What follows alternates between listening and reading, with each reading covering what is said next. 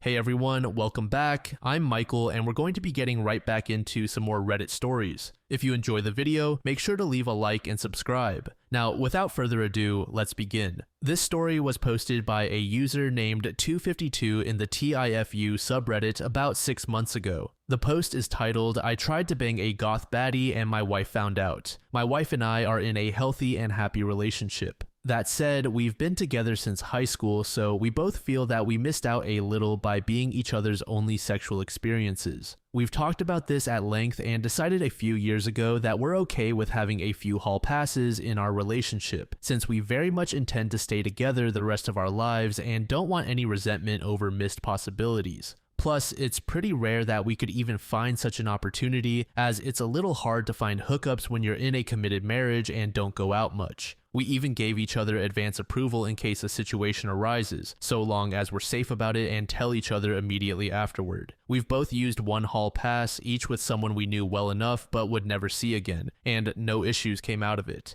In fact, it's only made us more secure in our relationship and how much we genuinely appreciate being with each other. Recently, I had to travel to London for work. I don't normally get to travel for work, so I decided to make a trip out of it and spend a few extra days of my own time in the city after the project was done. My wife couldn't join because she didn't have any vacation time left, but was very supportive of me taking some time to explore since I've never been to London, and she has. Being cheap and being a pretty outgoing guy when I'm so inclined, I decided to stay in a hostel. I was interested in meeting other travelers since I didn't know anyone in the city and love being sociable with new people. I chatted with several of the people staying there and in particular a very attractive French girl who dressed super goth. For context, I love the goth girl look. I've been sucked into the goth girlfriend propaganda online, much to the annoyance of my wife. It isn't her style, but she has been nice enough to cater to me by putting on a sexy goth outfit on occasion since she knows it's a huge fantasy of mine.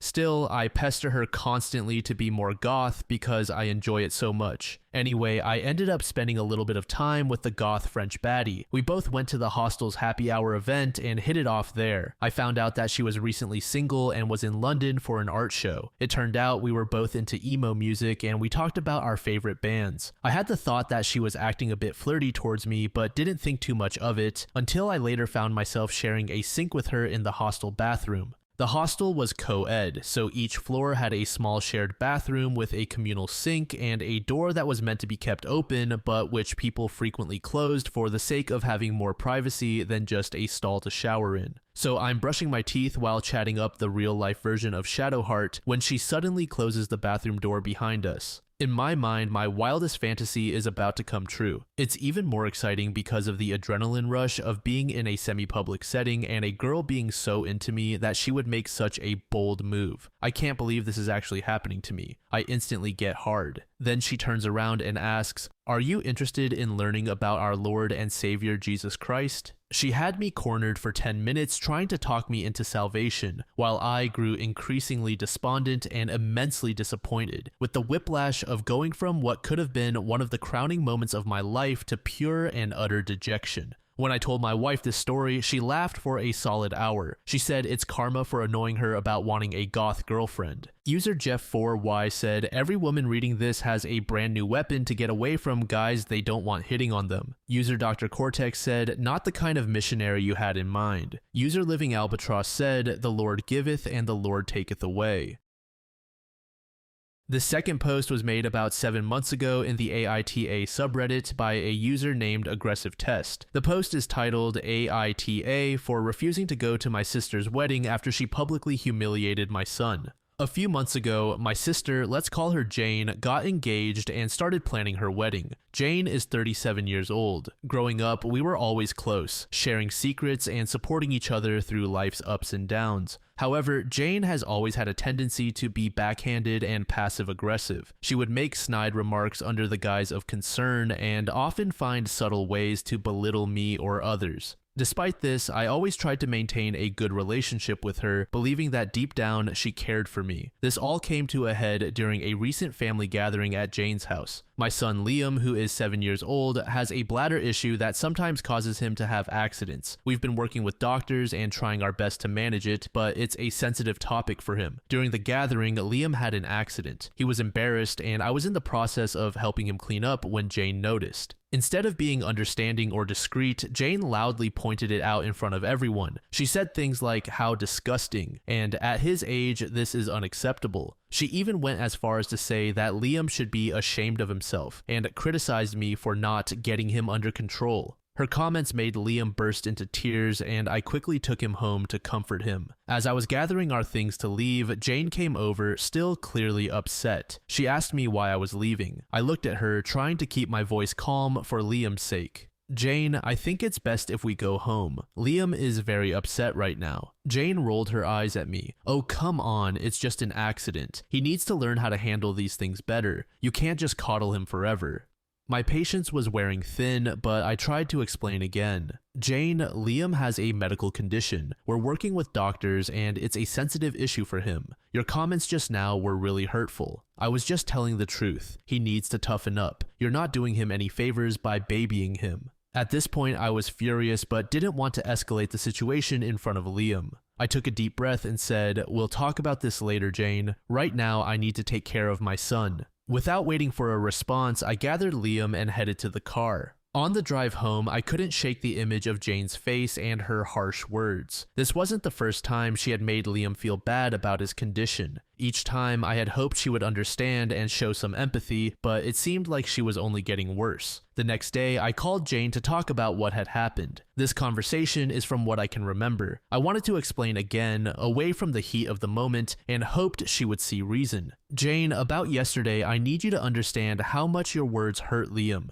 He's already struggling, and your comments made him feel even worse." Instead of apologizing, Jane was very defensive. "I'm not going to apologize for telling the truth. You need to stop coddling him, and he needs to learn to deal with the real world." Her response was like a punch to the gut. I had hoped for some empathy, some understanding, but it was clear she wasn't going to give it. "Jane, I don't think you understand how serious this is. He has a medical condition. It's not something he can just toughen up from." She told me, "Look, I have a wedding to plan. I don't have time for this drama." When Jane's wedding invitations went out, I received one, but I felt conflicted. On one hand, she's my sister, and it's a significant event in her life. On the other hand, I couldn't forget how she humiliated my son and her refusal to apologize. After much thought, I decided to decline the invitation. I didn't feel comfortable celebrating with someone who had been so cruel to my child. When Jane found out, she was livid. She accused me of trying to ruin her special day and called me petty and overdramatic. Some family members sided with her, saying I should let it go for the sake of family harmony, while others understood my decision and supported me. This wasn't the first time Jane had done something like this. She has a history of making hurtful comments about Liam's condition and generally lacks sensitivity when it comes to his medical issues. Each time, I've tried to address it calmly, hoping she would eventually understand and be more considerate. Unfortunately, she never changes, and her behavior continues to hurt my son. Jane has been blowing up my phone, including other family members. Now I'm left questioning if I'm the asshole for refusing to go to my sister's wedding. I don't want to cause family drama, but I also feel strongly about standing up for my son. This wedding is just the latest incident in a long line of hurtful behavior from Jane,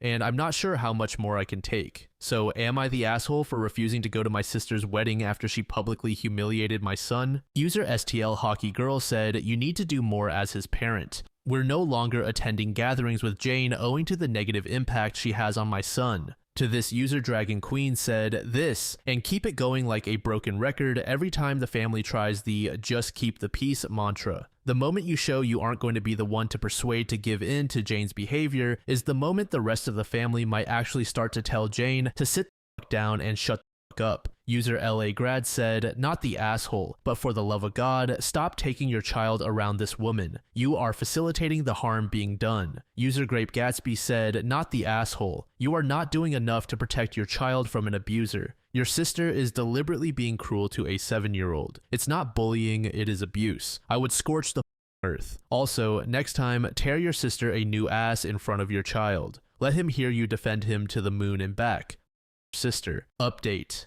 It has been a few hours since I made my first post. I wanted to say thank you for all the love going to my son Liam. It truly means the world. I wanted to address some things. The reason I bring Liam to these gatherings is because he loves his cousins. He enjoys spending time with family. Liam doesn't like wearing pull-ups or diapers of any form. That is why I haven't necessarily been using them. Now, to further update, I've talked to Liam about what happened. I told him that it wasn't his fault at all and that Aunt Jane was being very rude and inconsiderate. I told him that he's an amazing boy and to never let anybody say otherwise. My son was very happy to hear this. He told me that what Jane had said to him hurt his feelings a lot, and I completely understood. I asked him if he wanted to continue to go to these family events. He said no. I fully supported his decision. My son comes first, and the comments have helped me realize that I've let Jane walk all over me with the fear of causing a tear in the family. Now, I am going little to no contact with Jane. I'll send her the occasional holiday message, but that's it. I cannot be around someone who hurts my son. I felt as if I had failed as a mom, and the comments have truly opened my eyes, so thank you all. As for the people in my family who support my sister, I have blocked them all. I refuse to allow people who agree with her mentality to be involved in my son's life. I love my son with all my heart, and I would do anything for that little guy. I think that I should have put a stop to it sooner, and I regret not doing that. However, I know that I can be a better mom, and that's exactly what I'm going to do. I messaged the family that was contacting me in a mass group chat, and I told them that we would no longer be coming to any family events. If they wanted to see my son, they would have to come individually, or the event would have to be hosted by me. I also told them that my sister's behavior needs to be fixed because that was the reason our family is being torn apart. Not because I'm not going to her wedding, but because she decided to make fun of my child.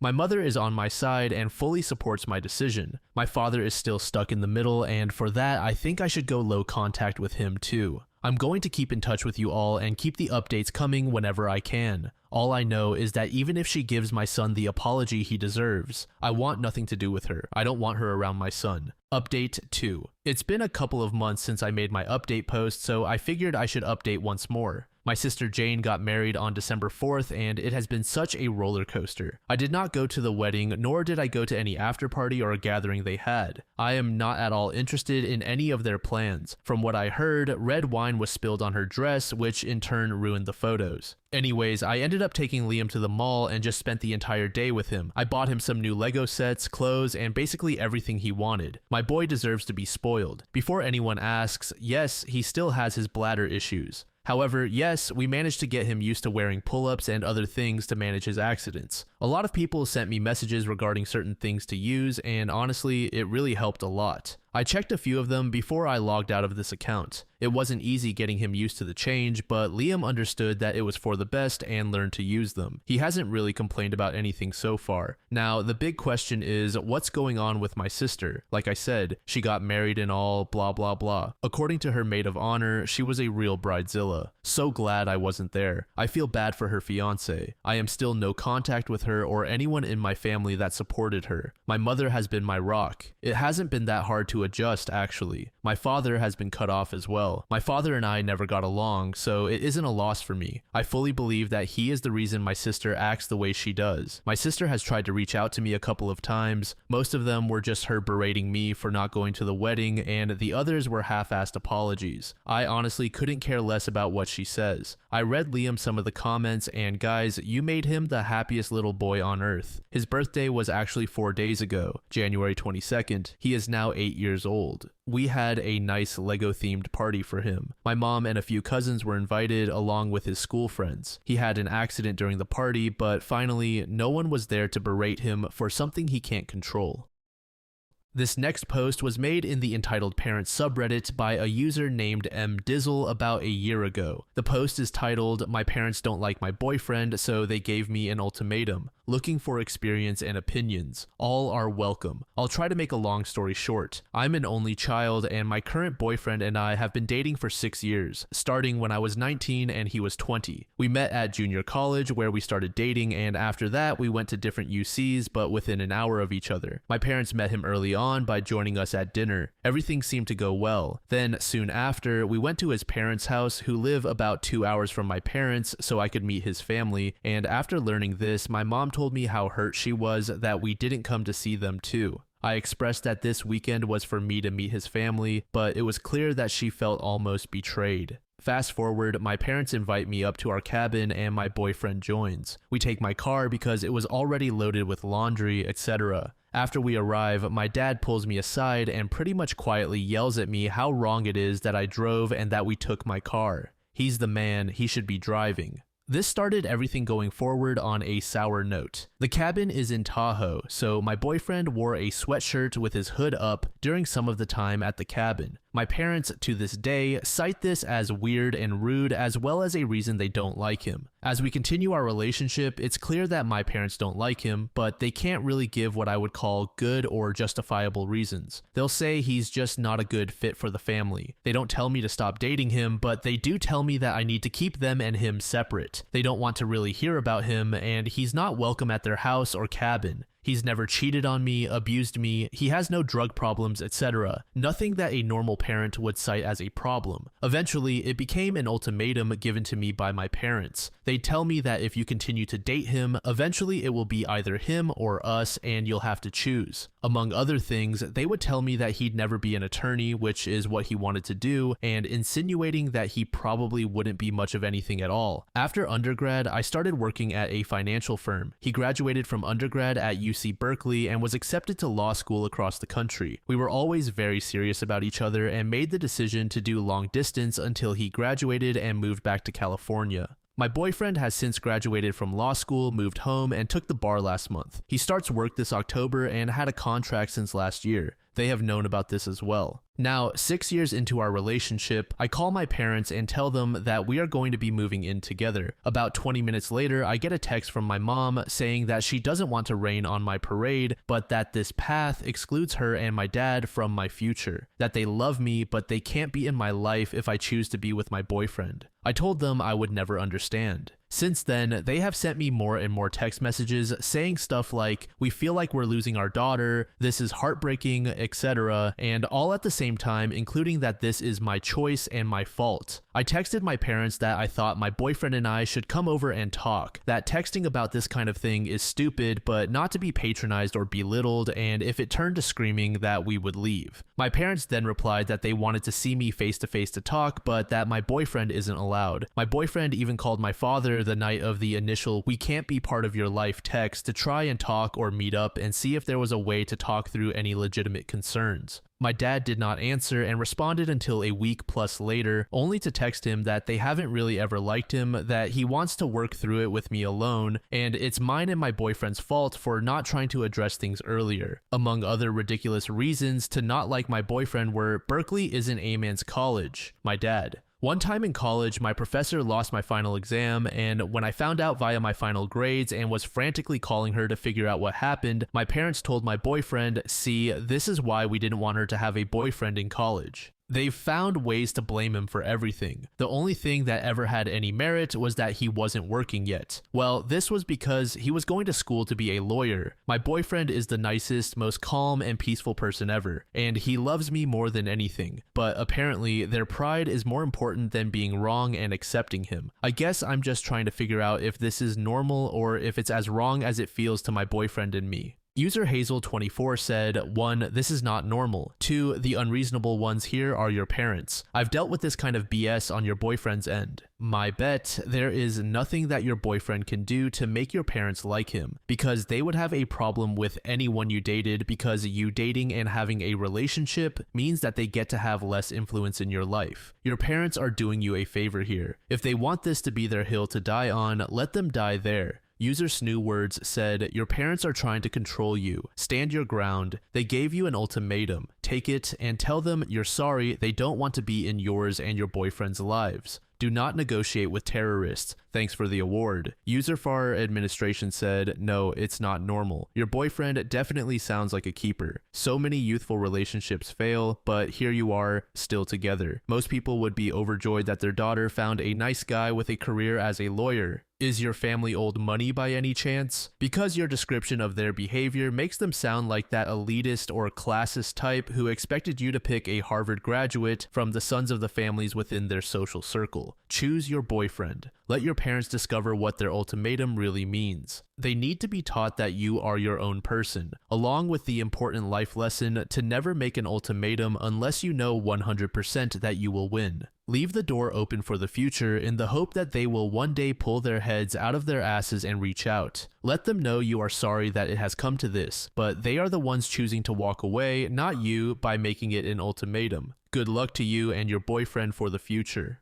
Update. After many more hurtful texts from my parents that said they can't accept my partner and that it doesn't matter if he's a good fit for me, if he's not a good fit for my family, then it's never gonna work out, I went over in person to meet with them and pick up my legal documents. They made it clear that my boyfriend was not welcome and that this was a family matter they needed to speak with only me about. So I went alone. I'm on my way, I know what I think and how I feel, I'm very sure of what I plan on saying. It was strange walking into your parents' house and feeling like you're meeting strangers. It kind of felt like having a 26-year-long relationship and being broken up with via text, then having to go pick up your shit and memories from your ex's house. Except that ex is your parents. After about an hour of small talk, we got into the nitty-gritty conversation about the elephant in the room. A previous text that week had said, "We don't expect to change your mind, we just want to talk." But it's clear that this in-person meeting was a last-ditch attempt to shake me from my reality and into theirs. They came at me from every angle. "He's not a man's man, Dad. I don't respect him. Dad, I hate him. He's taking away the most precious thing in our life. How could you not hate someone like that? Dad," even at some point physically threatening him. My mom was either agreeing or adding little tidbits and reminders of things she doesn't like about him, some of which are things I mentioned in my previous post about when I went to meet his family and didn't see her and my dad too. Mentioning also that she doesn't like that I made the first move to talk to my boyfriend and not the other way around. You get the gist. It was all out war on my boyfriend. They tell me I'm depriving them of a son-in-law. They say he is selfish for not breaking up with me years ago when he realized that my parents didn't like him. They even just started blindly throwing out shots like, "I don't even know if he has any friends." But I digress. It ends up being a 3-hour-long conversation where I spoke for all of maybe 5 minutes with my heart rate at 150 the whole time. They also don't fail to mention a few other shining points, such as, "We knew you would put this on us. This is not an ultimatum. We are just reacting to your decision and choices." Was their reply to my saying, "This is not my choice. This is an ultimatum you've given me, and neither my boyfriend nor I want this. We knew you would make us the bad guys because we're not #team boyfriend's name.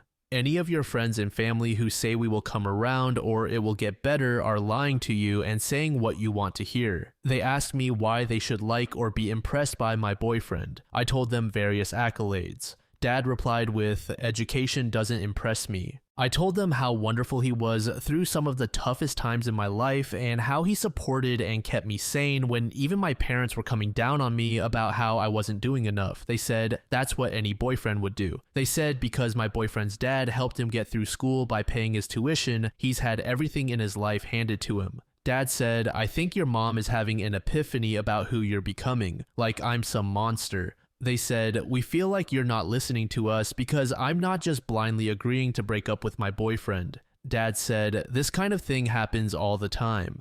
At the end, I have to break the news that in between all of the hurtful texts and prior to this meeting, my boyfriend and I signed a lease and moved in together. Nothing they were going to say was going to sway me otherwise, even they said that. So we had taken the leap and made the move the weekend before this meeting. I was commuting about 20-30 minutes before the move, and my commute is the same after the move. The only difference is we now live in the same city that my boyfriend works in. Believe me, I had all kinds of requirements prior to this move. It has to be safe, have an in-unit washer and dryer, safe parking, etc. And it's only for a year or two while we save money so we can buy a home.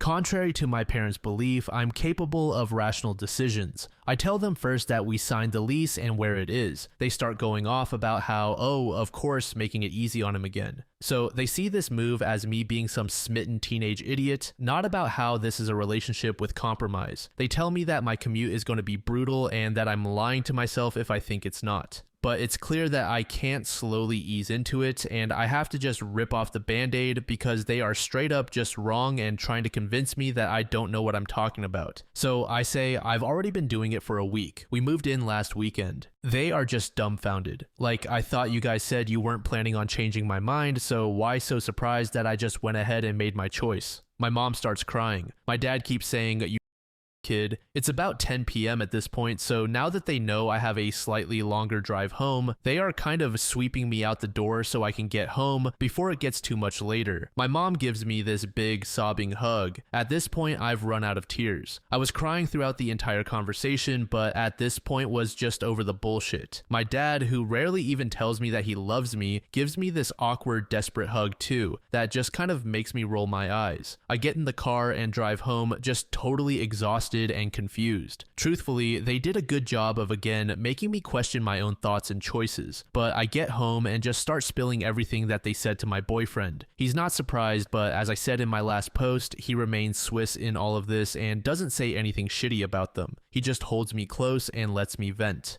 Something else that came up during our lovely 3-hour discussion was my anxiety. I have previously shared with them that I think they are a huge source of it, and had been throughout my childhood as well. Prior discussions have always gone nowhere. You had it so easy, we don't ask that much of you, etc. Clearly not listening to me. So I brought it up again in this discussion how my parents are a huge source of anxiety and my boyfriend is a calm rock in all of it, that I'm so grateful he's such a great partner. My dad screams at me how he never laid a F***ing hand on me and how he was physically disciplined as a child and that he can't own that he and they could have anything to do with my being an anxious person. He even says, "You need therapy." He also said, "I have a hard time swallowing that I had anything to do with your anxiety. You're going to have to work out those demons with yourself." All of this to say, the answer you've all waited for is that I moved in with my boyfriend, am keeping mom and dad at arm's length, and also I have started therapy. It's 26 years of emotional abuse and narcissism to unpack and learn from, but I'm working through it. The guilt tripping and lack of boundaries is so real and has been so real for forever. I know my situation isn't as bad as others and is also worse than others, but for all of you out there in similar situations, seek therapy. It is a really good thing. There's so much behavior to unlearn and grow from. Even if you don't think it's that bad and that you're doing fine, see a therapist if you can. Your abusers have learned behavior too. They have learned how to get to you and how to manipulate you, whether it's vindictive or not. They have learned how to make you do what they want and think what they think, and then they know how to make you feel horrible about doing anything differently. Seek counsel in family and friends whose advice you trust, seek therapy, and above all, trust yourself. I still get very emotional about all of this. It's still a very fresh wound. I mourn the relationship I had with my mom and the one I will never have with my dad. My health is definitely suffering at the moment from all of the stress, but I'm working on getting my mental health back, and I know my body will follow. Breaking the wheel is hard and terrifying. It's like being a crate-trained puppy forever and finally being allowed to go outside, but outside is unknown. The crate is all you know, and even though you know the crate is confining and freedom is in front of you, it's all so unfamiliar, uncertain, and frightening. You know what's behind you, and it's easy to want to run back to it, but no matter what is in front of you, it's better than the crate. The crate is not living for yourself, it's living for someone else. So go out and make your own life. I hope this story can help someone else out there like me who is seeking validation about their feelings and situation. Thank you again to all the Redditors who shared their thoughtful insight and advice. It truly got me through the most difficult days of my life. Thank you so much for making it to the end of the video, and thank you also to partner of the channel, Gamersupps. Use code DLAM to support the channel and get 10% off of your purchase, link in the description. I'm sure many of you like me have a hankering for daily caffeine, so go check them out. Lately, I've been a big fan of Titty Milk and Acid Rain, but they've got dozens of other flavors for y'all to try out. Anyway, thanks again for reaching the end, and I hope you all have an amazing passage of the next 24 hours.